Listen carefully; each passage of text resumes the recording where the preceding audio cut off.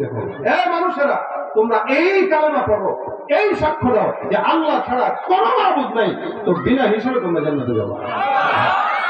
মান ক্বালা লা ইলাহা ইল্লাল্লাহ ঈমানান ওয়া ইহতিসাবান ফাদাখালাল জান্নাহ।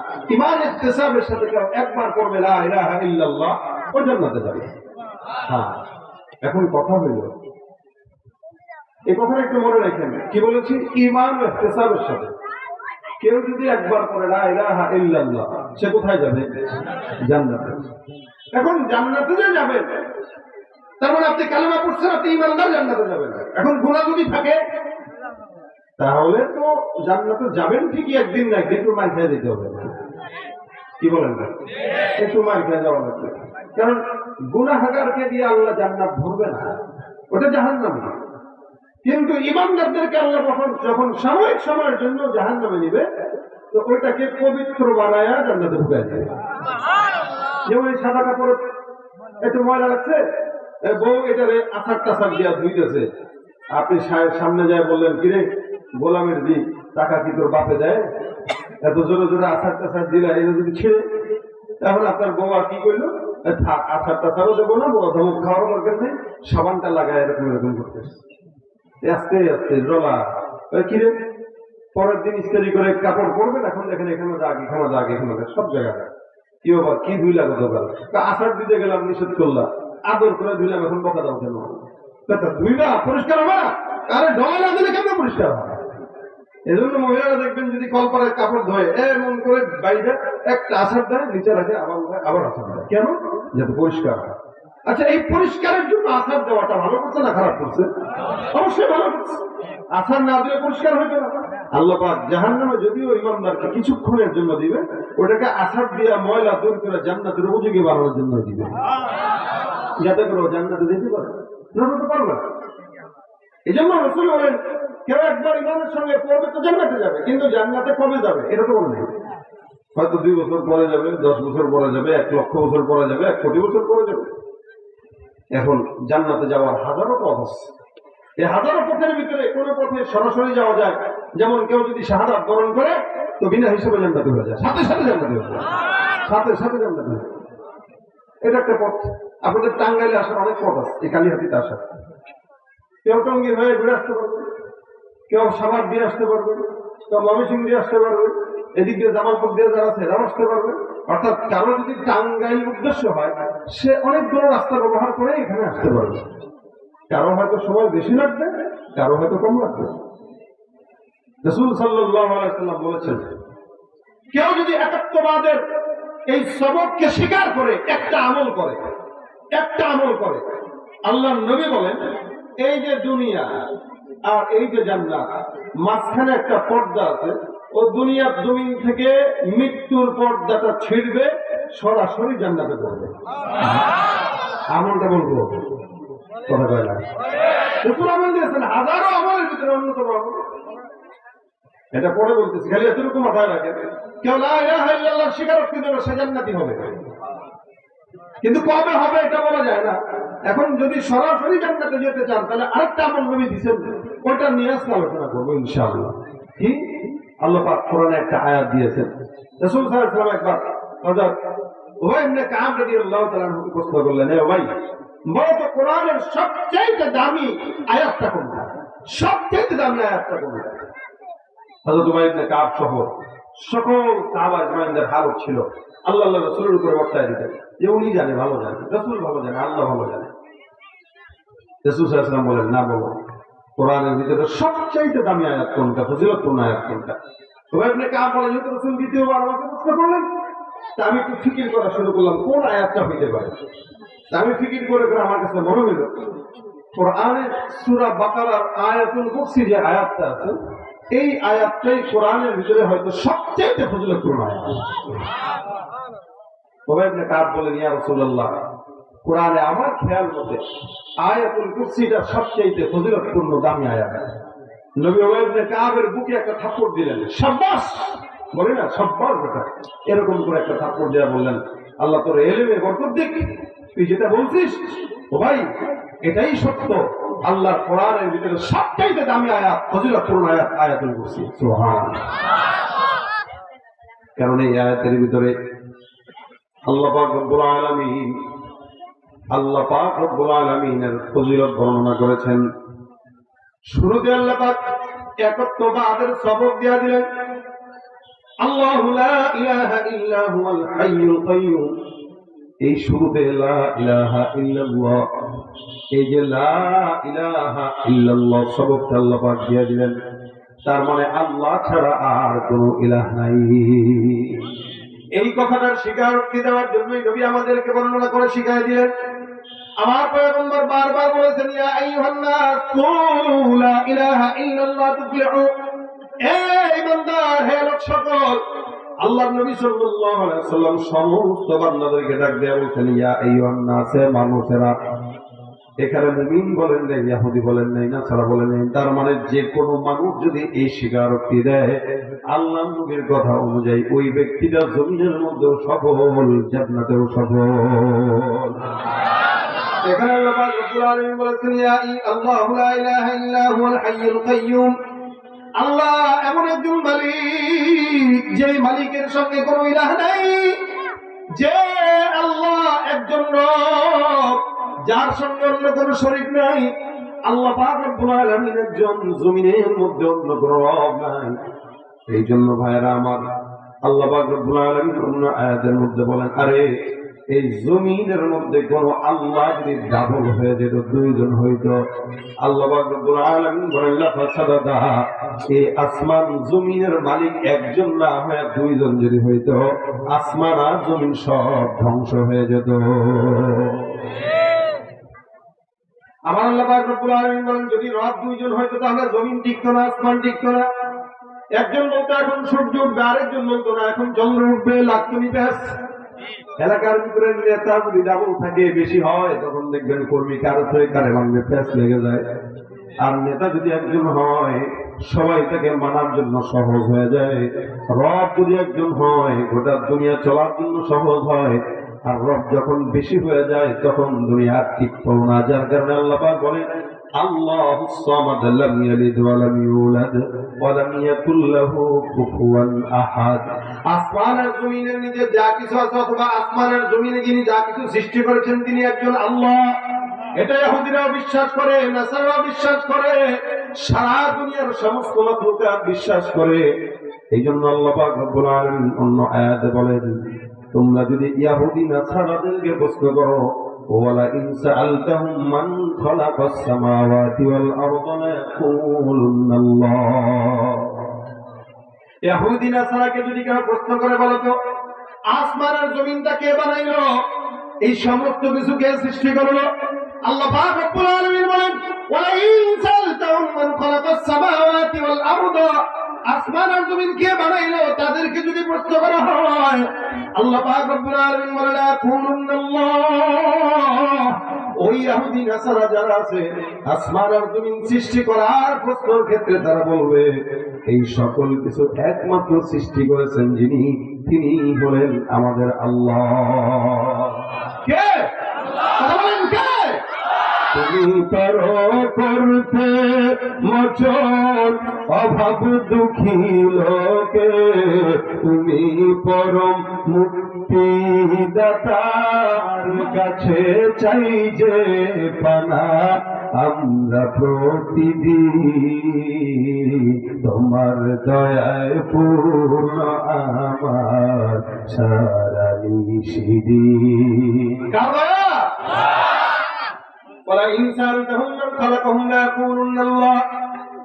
তাদেরকে যদি সৃষ্টি করা হয়, তাদেরকে সৃষ্টি করেছে কে? তারা বলবে কে? আল্লাহ। তার মানে এরাও জানে আল্লাহ একজন আছে সৃষ্টিকর্তা, আমরাও জানি আমাদেরকে সৃষ্টি করেছেন কে? আল্লাহ। তারাও স্বীকার করে আল্লাহ সৃষ্টি করলেন, আমরাও স্বীকার করি আল্লাহ সৃষ্টি করেছে। কিন্তু পার্থক্য কোথায়? আল্লাহ পাক রব্বুল আলামিন বলেন, তোমরাও বিশ্বাস করো আল্লাহ একজন আছে, তারাও বিশ্বাস করে আল্লাহ একজন আছে, কিন্তু তোমাদের বিশ্বাস, তাদের বিশ্বাসের মধ্যে আসমান আর জমিন তফাৎ।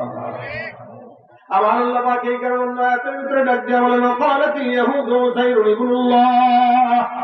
وقالت اليهود عزير ابن الله وقالت النصارى المسيح ابن الله ইহুদিদেরকে যদি প্রশ্ন করা হয়, আরে ইহুদিরা বলে ওজাইর একজন নবী ছিলেন, যে নবীটা আল্লাহর সন্তান, নাউযুবিল্লাহ।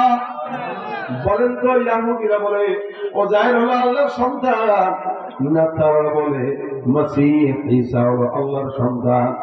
ইহুদিরা আল্লাহর সঙ্গে সন্তান বানায় দেয়, নাসারাও আল্লাহর সন্তান একজনকে বানায় দেয়। আর আমরা মুসলমান যারা আছি অকপটে আমরা স্বীকার করি কুল হুয়াল্লাহু আহাদ আল্লাহুস সামাদ লাম ইয়ালিদ ওয়া লাম ইউলাদ ওয়া লাম ইয়াকুল লাহু কুফুয়ান আহাদ। আমরা যারা এখানে বসবাস করতেছি বা এই মাহফিলের মধ্যে আছি, আল্লাহর কসম করে বললো হানিজমনা, আল্লাহর ঈমান মানতে যায়, আল্লাহকে এক রব মানতে যায়, যদি জীবন দেওয়া লাগে, জীবন একবার নয় কোটিবার দিতে হতো। এটা আমাদের ঈমান। আল্লাহ একজন তো একজন, আল্লাহর সামনে মাথা নত করবো, দুনিয়ার কোন মানুষের সামনে মাথা নত করবো না। এটা হবে ঈমান। আল্লাহকে মানবেন, আমার নেতার পা চাটবেন, আল্লাহকে মানবেন, পীরের কথা সেজদা দিবেন, এটা ঈমানদারের নামে ভণ্ডামিতা শিক্ষা কিচ্ছু নয়। ভাইরা আমার, ইহুদিরা আল্লাহকে মানে আবার শরীক করে, নাসারা আল্লাহকে মানে শরীক করে, সবাই আল্লাহকে মানে আবার সূর্যকেও মানে, চন্দ্রের পূজা করে, মাটিকে সেজদা দেয়, গাছকে সেজদা দেয়, মূর্তি বানার দরবারে সেজদা দেয়। আল্লাহ বলেন সব কাফের মুশরিক। কিন্তু ইমানদার যারা যারা আল্লাহকে মানবে, তারা আল্লাহ ছাড়া আর কারো শরীক করবে না আল্লাহর সাথে, এটাই হলো মুমিন। এই জন্য আল্লাহ শিখায় দিলেন আল্লাহু লা ইলাহা ইল্লা হুয়াল হাইয়ুল কাইয়্যুম। এই আমরা যে রবকে রব মানি, এই রব দুর্বল না, এই রব দুর্বল না। কেমনে? আল্লাহ তার পরিচয় এখানে দিয়ে দিয়েছেন, আল হাইয়ুল কাইয়্যুম। আল হাইয়ুল কাইয়্যুম, যিনি আল্লাহ, যিনি একক, ইনার গুণ হলো হাইয়ুল কাইয়্যুম, তিনি চিরঞ্জীব, তার চির শক্তিশালী। আল্লাহ পাক রব্বুল আলামিন রব হিসেবে বলেন তো আমাদের ঘুম দরকার আছে না? হ্যাঁ, আমরা ঘুমাই। যেমন আমরা যারা মাহফিলটা বিল করে বেড়াই, এদের ঘুম একটু কম হয়, যার কারণে মেজাজটা একটু খিটখিটে থাকে। তো অনেক সময় রাত্রে ঘুমাইতে পারি, কখনো 1 ঘন্টা ঘুম জুটে, রাতে কখনো জুটেও না, দিনের বেলা ঘুম হয়। তো কখনো দিনের বেলা ঘুমাইলেও 2 ঘন্টা 1 ঘন্টা, কখনো তো এরকম গেছে 1 দিন 2 দিন 3 দিন চলে যায়, ঠিক মতো বিছানায় শোয়ার সুযোগ পাই না, যার কারণে একটু মেজাজ খিটখিটে থাকে, যে কোনো অল্প কথায় রাগ করাটা স্বাভাবিক হয়ে যায়। এখন আল্লাহ পাক রব্বুল আলামিন যে একজন রব, তিনার কি কোনো ঘুম দরকার আছে? হ্যাঁ, আছে।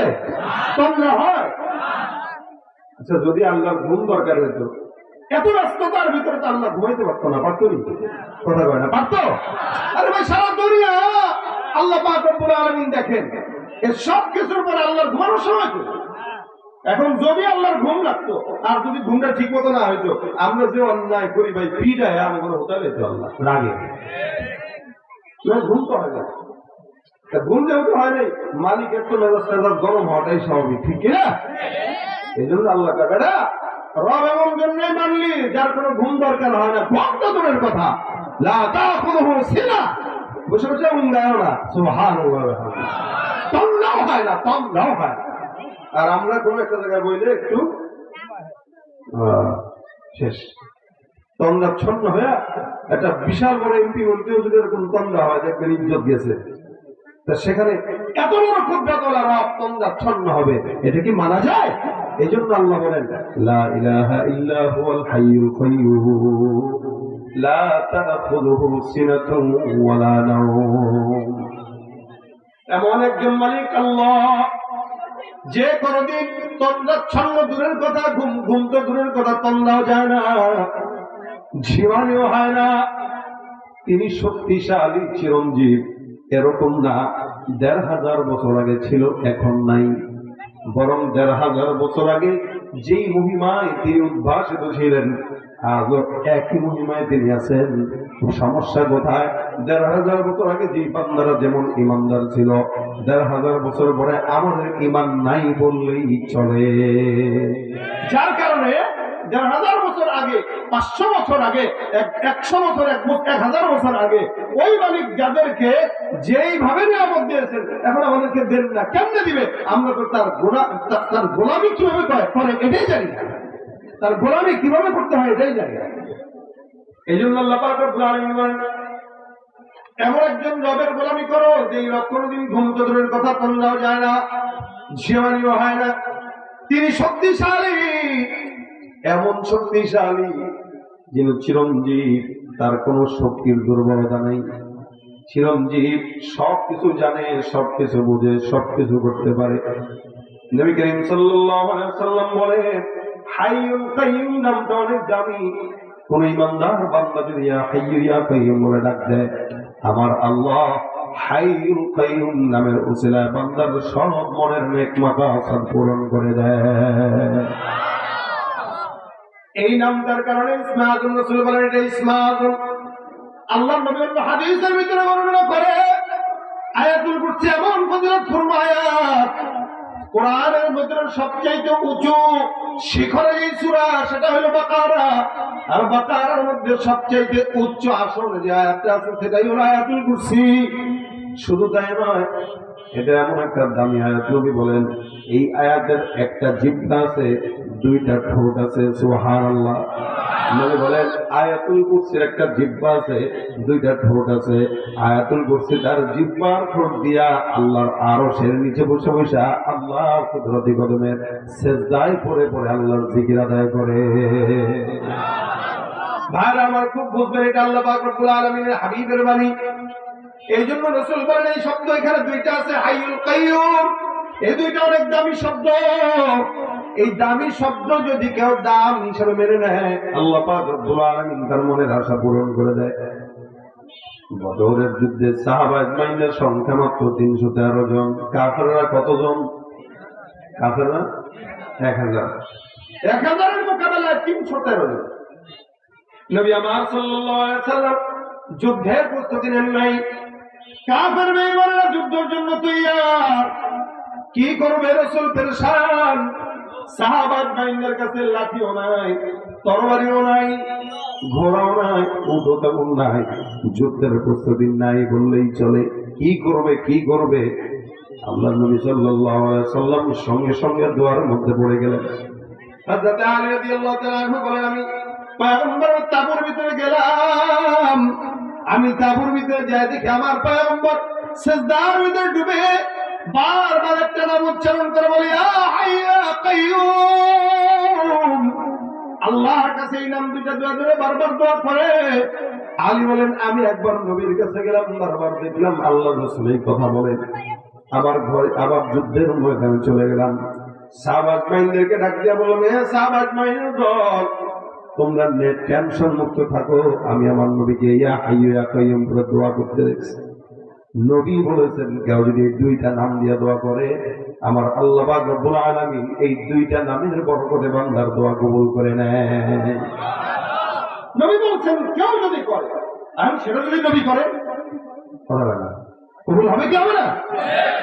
আরো বেশি রাসূল দোয়া করতেছেন, ইয়া হাইয়্যু ইয়া কাইয়্যুম। আলী বলেন, আমি আবার গেলাম তার রাসূলের তাঁবুতে, তাকায় দেখলাম আমার নবী ডাক দিয়ে বলে, ইয়া হাইয়্যু ইয়া কাইয়্যুম। বারবার আল্লাহর এই নামটা নিয়ে দোয়া করে। আবার যুদ্ধের ময়দানে গেলাম, আবার আমি আসলাম, আবার তাকায় দেখলাম আমার পয়গম্বর একই দোয়া করে বারবার আল্লাহকে ডাক দেয়। নবী আবার যুদ্ধের ময়দানে সিজদায় পড়ে গেছে, সাহাবা একরাম ময়দানে লড়াই করে। আল্লাহ পাক রব্বুল আলামিনের সাহাবী, পয়গম্বরের সাহাবী আলী বলেন, আল্লাহর কসম, আমরা এত দুর্বল ছিলাম, তবু আবার রোজার মাস, এই রমজানে রোজার হালতে এত ডিগ্রি সেলসিয়াস রৌদ্রের তাপে এখনো পর্যন্ত মক্কার জমিনে প্রায় 45 থেকে 50 ডিগ্রি সেলসিয়াস গরম থাকে। আজ থেকে 1500 বছর আগে কতটুকু গরম ছিল কল্পনাটা করেন তো। তখন ধর গাছপালা এমন ছিল না, বিল্ডিংও ছিল না, পাহাড় পাহাড়। এই পাহাড় পাথরের থেকে সূর্যের তাপ এসে এমন অবস্থা করে যে শরীরের পশম যেন পুড়ে যায়। এমন গরমের ভিতরে সাহাবা আজমাইন লড়াই করে, তাও রোজার হালত। রোজা ভাঙে না, রোজার অবস্থায় যুদ্ধের ময়দানে লড়াই করার জন্য তৈয়ার। আল্লাহর নবী দোয়া করে, ইয়া হাইয়্যু ইয়া কাইয়্যুম হে রব, তুমি দয়া করে এই দুর্বল সাহাবায়ে কেরামদেরকে বিজয়ের মালা পরায় দাও। নবী এক জায়গায় দোয়া করে, সাহাবা এক জায়গায় যুদ্ধের জন্য তৈয়ার। সাহাবা আজমাইন বলে, আমরা যেন যুদ্ধের ময়দানে দেখলাম কেমন যেন আসমান থেকে আমার আল্লাহ পাক রব্বুল আলামিন সাদা পোশাক পরা আসমানের ফেরেশতাদেরকে যুদ্ধ করার জন্য আল্লাহ পাক প্রেরণ করে দিয়েছে। আল্লাহ পাক তাআলা বলেন, লাকাদ নাসারাকুমুল্লাহু বিবাদরিন ওয়া আনতুম আদিল্লা। হে বান্দারা, মনে রাখবা তোমরা ছিলে একদম দুর্বল, তোমাদের শক্তি সামর্থ্য ছিল না, তোমাদের লড়াই করার মতো যোগ্যতাও ছিল না। তোমরা, আমি আল্লাহ যদি সাহায্য না করতাম, তোমরা লাঞ্ছিত হয়ে যাইতা, পরাজিত হয়ে যাইতা। আমি আল্লাহ বদরের যুদ্ধে স্বয়ং নিজে থেকে যুদ্ধের ময়দানে জিহাদে শামিল হয়ে গেছি। নবী দোয়া করেছেন, ইয়া হাইয়্যু ইয়া কাইয়্যুম। নবী দোয়া করেছেন, আল্লাহ দোয়া কবুল করেছেন। যার কারণে কই 1000, কই 313, তাও নাই তরবারি, তাও নাই কিচ্ছু। আর আবু জাহেলে আল্লাহ এমন লাঞ্ছনা করে মৃত্যু দিয়েছি, মারছে তার সমতুল্য কেউ না। পোলাপান নাবালেগ দুধের বাচ্চা মারছে। আজীবন যেন টেনশন করে কম না টেনশন হয়ে যায়, কিরে আমার বাবার মতো একজন পাওয়ারফুল লিডারে এই ছোট ছোট বাচ্চাদেরকে দিয়ে মারলো, কেমন বেইজ্জতি, এর চেয়ে বেইজ্জতি আর কিছু হতে পারে না। আল্লাহ এমন ভাবে করছে। এই জন্য আমি বলেন, কেউ যদি দুইটা নাম দিয়ে ডাক দেয়, আল্লাহ দোয়া কবুল করে কি করে না? ভাইরা আমার, এই জন্য আয়াতুল কুরসি কে রাসূল করিম সাল্লাল্লাহু আলাইহি ওয়াসাল্লাম বলেছেন, এটা ইসমে আযম, এটা পড়ে দোয়া করবা, দোয়া কবুল হয়। যার কারণে আমাদের অনেক আকার বুজুর্গরা দিন ছিলেন, যারা পানির মধ্যে যায় নামাজ বিছায় তারপর আসছে, বাতাসের মধ্যে যায় নামাজ বিছাইছেন, এরকম বুজুর্গদের কথা আছে। তার মানে তারা নিয়ত খালেস করে ইসমে আযম করছে, আল্লাহ পাক সেটার ফল দিয়ে দিয়েছেন। আমাদের নিয়ত দুর্বল, যার কারণে আমল দুর্বল। আল্লাহ নবী সাল্লাল্লাহু আলাইহি ওয়াসাল্লাম বলেছেন, কেউ যদি লা ইলাহা ইল্লাল্লাহ পড়ে জান্নাতি, তবে যদি সহজে জান্নাতে যেতে চায় তাহলে আমল কি? হাদিস শরীফে পয়গম্বর বলেন, মান ক্বারা আয়াতুল কুরসি ফি দুবুরি কুল্লি সালাতিন মাকতুবা লাম ইয়ামনাহু মিন দুখুলিল জান্নাতি ইল্লা আন ইয়ামুত। নবী বলেন, ফজর, যোহর, আসর, মাগরিব, এশা, এই 5 ওয়াক্ত নামাজের পরে কোন বান্দা যদি পড়ে আয়াতুল কুরসি তেলাওয়াত করে, রাসূল বলেন এই বান্দার জান্নাতে আর দুনিয়ার মাঝখানে একমাত্র বাধা থাকবে মওত। মৃত্যুবরণ করতে দেরি হবে, লেকিন জান্নাতে যেতে দেরি হবে না। সুবহানাল্লাহ, সুবহানাল্লাহ। জান্নাতে যাওয়ার সহজ রাস্তা না কঠিন রাস্তা? এই ফ্যানটাই দিকে দিয়ে রেখে একদম আসান তরিকার রাস্তা। জান্নাতে যাওয়ার সহজ রাস্তা। রাসূল বলেন, কেউ যদি আয়াতুল কুরসি তেলাওয়াত করে 5 ওয়াক্ত নামাজের পর, এখন মুশকিল হলো 5 ওয়াক্ত নামাজ তো আমরা পড়ি না, ঠিক অভ্যাসই নাই। ফজরের জামাত দেখলে মনে হয় এদেশে ইমানদার বলতে কেউ নাই। আর এই যে জুমার রাত চলতেছে, আগামীকাল জুমার দিন দেখবেন মসজিদ গুলোতে মুসল্লি জায়গা হয় না। জুমার নামাজের মুসল্লি দেখলে মনে হয় এদেশে ইমানদার ভরা, আর ফজরের নামাজের মুসল্লি দেখলে মনে হয় এদেশে বেঈমান আর নাস্তিক ভরা। ঠিক কিনা? রমজান এলে রাখো না রোজা, দিনকে করো আঘাত, পয়সা কড়ির নেই তো অভাব, দাও না তো যাকাত। ঠিক কিনা? রমজান এলে রাখো না রোজা, দিনকে করো আঘাত, পয়সা কড়ির নেই তো অভাব, দাও না তো যাকাত। তুমি ইমানদারির বড়াই করো, নেই তোমার ইমান, তুমি ইমানদারির বড়াই করো, নেই তোমার ইমান। তুমি কেমন মুসলমান, তুমি কোথায় গেছেন? ঘুমায় গেছে? কেমন মুসলমান তুমি, আমাদের সাথে নাই পরিচয়, মানো না কোরআন, আমাদের সাথে নাই পরিচয়, মানো না কোরআন। তুমি কেমন মুসলমান, তুমি কেমন মুসলমান। সুদের টাকায় প্রাসাদ গড়, ঘুষ ছাড়ো না, হিন্দু কিনা খেয়ে মরো, খবর রাখো না। অবিচার করো সাজিয়া প্রধান তুমি, ঘুষকে অবিচার করো সাজিয়া প্রধান তুমি, কেমন মুসলমান কেমন মুসলমান, ঠিক না? এটা বলেন নামাজ দরকার আছে না মুসলমানের জন্য? নামাজটাই তো মূল। রাসূল বলেছেন যে নামাজ নাই তার কি নাই? ঈমানই নাই। ঈমানই নাই যার নামাজ নাই। নামাজ, রোজা, হজ, যাকাত এগুলো ইসলামের খুঁটি। ভাইরা আমার, আল্লাহ পাক রব্বুল আলামিন এর হাবিব বলেছেন কেউ যদি 5 ওয়াক্ত নামাজের পরে পড়ে তাহলে জান্নাতে যাওয়ার জন্য বাধা দিবে যে সে হলো মওত। তোমরা যতদিন মরতেছি না ততদিন তার জান্নাত পাওয়ার সম্ভাবনা নেই। যদি মনে এই যায় তো জান্নাত সোজা মিলে যাবে। সুবহানাল্লাহ। শুধু তাই না, আয়াতুল কুরসি যদি কেউ পাঠ করে আল্লাহ পাক রব্বুল আলামিন ওই বান্দাকে সমস্ত প্রকার সহায়তা